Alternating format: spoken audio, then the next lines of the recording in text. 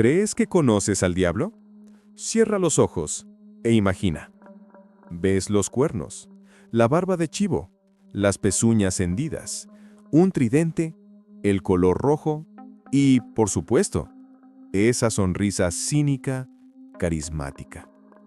Pero ¿y si te dijéramos que el diablo es el personaje literario y teológico más reescrito, rediseñado y culturalmente apropiado de toda la historia?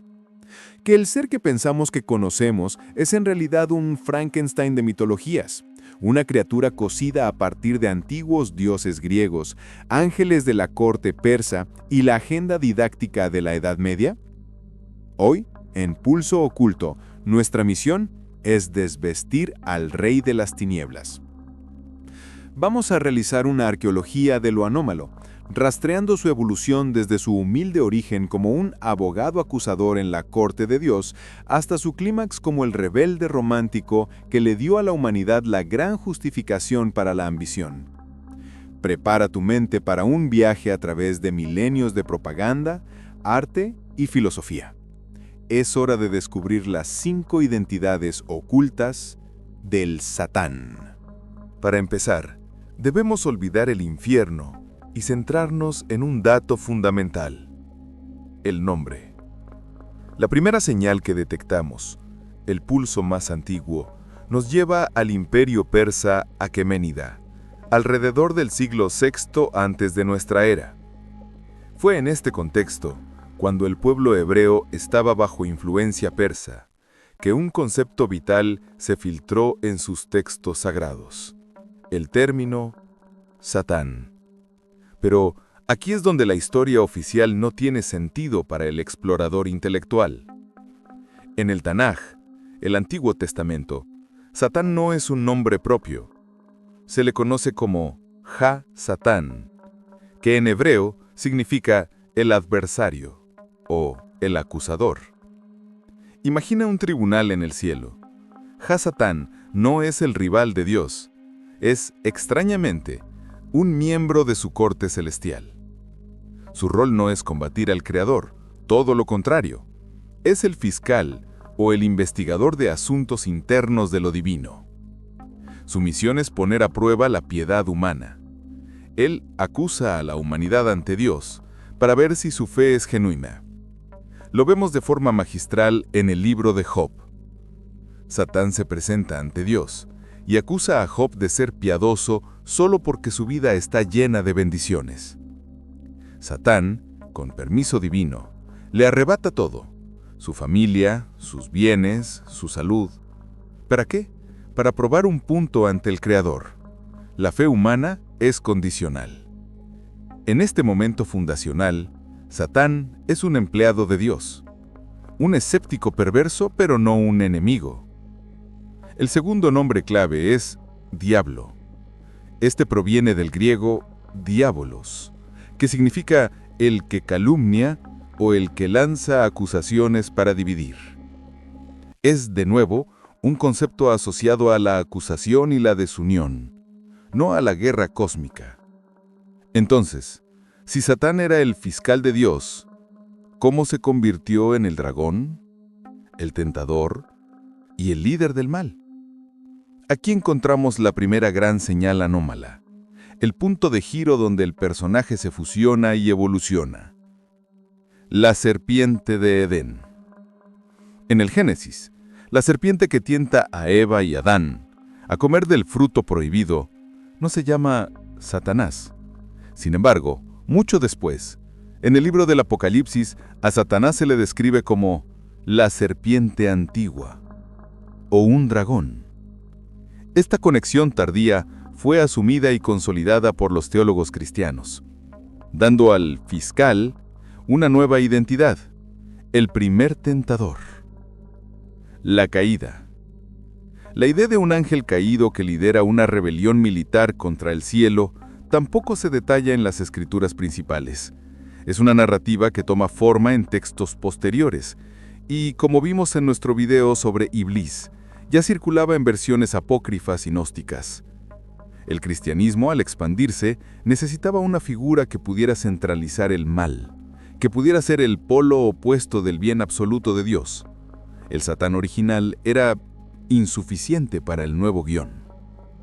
El personaje de Ha-Satán fue entonces ascendido, o degradado, de soplón cósmico a máximo antagonista.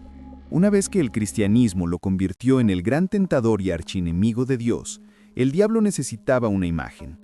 Aquí comienza la fase más fascinante de nuestra investigación, la apropiación cultural. Para hacerlo visualmente aterrador, los artistas de la Edad Media y el Renacimiento recurrieron a los dioses paganos derrotados. Pieza de evidencia 1. El tridente y el inframundo griego. El diablo cristiano heredó rasgos de las mitologías derrotadas. Por ejemplo, el infierno, tal como lo conocemos, el lugar de tortura eterna, guarda una similitud impresionante con el Tártaro griego, el pozo más profundo del inframundo, el lugar de sufrimiento de los titanes y las almas pecadoras. Y el tridente o la horquilla que el diablo suele empuñar, ¿de dónde viene? En realidad es un vidente, dos puntas o tridente, tomado de las deidades del inframundo o el mar. Hades, el dios griego del inframundo, no era malvado, sino simplemente el regente de los muertos, pero la iglesia necesitaba un demonio con un arma. Así, el vidente, o tridente, el arma de los dioses del inframundo, pasó a manos de su nuevo amo. Pieza de evidencia 2. La fusión con Pan, el fauno. La señal más anómala, la más divertida, es la que explica el look más popular del diablo, el de la cabra. Avanzamos al Renacimiento. ¿De dónde sacó el diablo las pezuñas, las patas de cabra, la barba y los cuernos de chivo? De la mitología griega, por supuesto. El dios Pan, dios de los pastores, los rebaños, los bosques y la fertilidad, era representado como un sátiro, mitad hombre y mitad cabra. Pan era un dios de la sexualidad desenfrenada, irascible y, curiosamente, un músico virtuoso. Tocaba la flauta de Pan. Los artistas renacentistas, buscando una figura que representara la lascivia, la lujuria y la bestialidad, pecados capitales, tomaron los atributos de Pan. La pata de cabra, el símbolo del desenfreno sexual y la naturaleza salvaje, se convirtió en el atributo físico de Satanás. El temido señor de las tinieblas se había convertido en un dios pagano reciclado y demonizado. Yo debo admitir que la idea de que nuestro diablo más popular sea en realidad el dios griego de los rebaños, Pan, me hizo cuestionar muchísimas obras de arte. Nos demuestra que el mal no es una idea original, sino un collage de miedos y mitos. Durante toda la Edad Media, sin embargo, el diablo no era tan aterrador. Muchas historias lo retrataban como un ser cómico, fácil de engañar por los santos o incluso patético. El arte medieval lo usaba más como una herramienta didáctica, una amenaza visual para asustar a la población, que como una amenaza teológica real. El punto de giro, la gran reinvención de Lucifer. Pero todo esto cambió en el siglo XVII, con la llegada de una maestría literaria que le dio al diablo su identidad más poderosa y duradera, la que reverencian los exploradores intelectuales, Lucifer, el rebelde. El poeta inglés John Milton publicó El paraíso perdido en 1667, y en su poema narrativo, Milton reescribió el origen del mal. El Satán ya no era el djinn arrogante de fuego, ni el fiscal perverso, sino el Lucifer, el portador de luz, un ángel de suprema belleza que se reveló no por envidia, sino por un ideal, la libertad y la igualdad. En la visión de Milton, Lucifer es un caudillo carismático que lucha contra la tiranía y la monarquía absoluta de Dios. Su derrota no es una humillación, es la base para su famosa declaración: mejor reinar en el infierno que servir en el cielo. Este fue el punto de giro que cambió la historia. El diablo pasó de ser un monstruo patético a un héroe trágico, un personaje con ambición, intelecto y voluntad propia. La señal descifrada de Iblis era la devoción trágica. La señal descifrada de Satanás es la rebelión inspiradora. Milton le dio al diablo un alma y un propósito que resonó profundamente con la Ilustración y más tarde con el Romanticismo.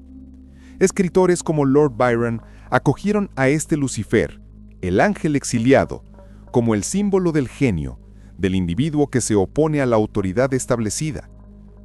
El diablo se convirtió en el arquetipo de la ambición sin límites y del conocimiento prohibido. Esta figura, la de un Satanás carismático, elegante y persuasivo, es la que consolida el otro gran pilar de su interacción con la humanidad, el pacto. El diablo ya no necesita asustarte con cuernos y tridentes, aunque esa imagen persiste. Ahora te seduce. Él no viene a robar tu alma por la fuerza, sino a comprarla a un precio muy específico. Poder, fama, juventud o conocimiento terrenal a cambio de la eternidad. El ejemplo cultural más poderoso de esto es el Fausto de la leyenda alemana y la obra de Goethe. Fausto, el erudito insatisfecho, vende su alma a Mefistófeles, el embajador del diablo, a cambio de conocimiento y placeres. Fausto no es una víctima, es un ambicioso. Aquí es donde la figura del diablo alcanza su máxima resonancia en la cultura. El Ha-Satán, acusador original, te despojó de todo para probar que tu fe era débil. El diablo panfauno te tentó con los placeres más bajos de la carne. El Lucifer de Milton y Fausto te seduce con la promesa de que puedes ser más de lo que te dijeron que debías ser. Y aquí, si me lo preguntan, entiendo por qué el personaje sigue vivo y es tan magnético. El diablo, en su última reescritura, es la personificación de la pregunta que todos nos hacemos en la oscuridad. ¿Qué estoy dispuesto a sacrificar para alcanzar mi máximo potencial?